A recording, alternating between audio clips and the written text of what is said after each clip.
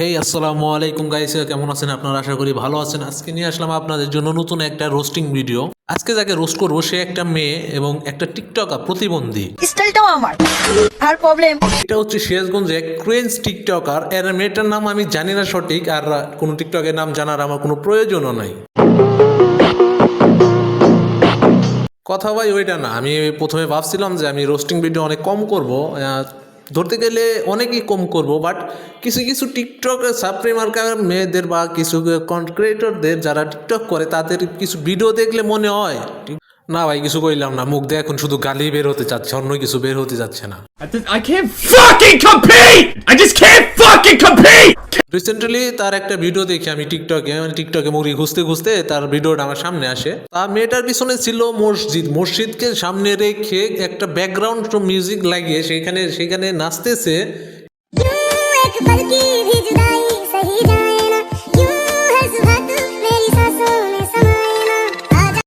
আবে তোর পিছনে এটা কি দেখছো?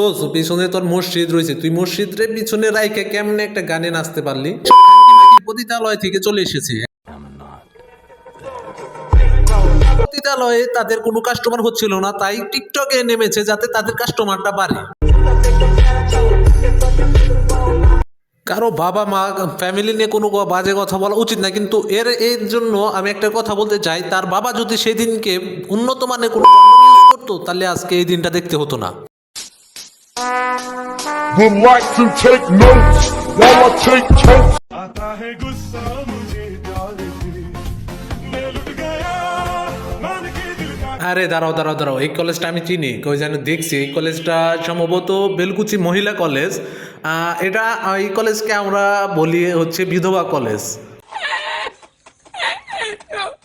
আমরা কলেজের দিকে না যাই, কারণ ওটা একটা শিক্ষা প্রতিষ্ঠান, ওই দিকে আমরা না যাই। তাহলে চলেন তার কিছু অ্যাটিটিউড মার্কা ভিডিও দেখে আসি।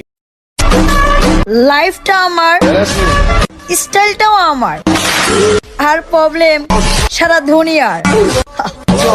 মানলাম বোন, স্টাইলটাও তোর, লাইফটাও তোর, সব কিছুই তোর, ঠিক আছে।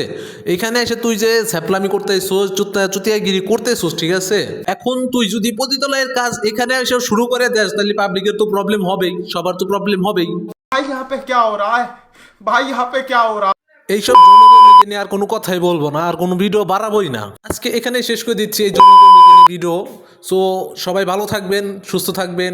আল্লাহ হাফেজ, আসসালামু আলাইকুম।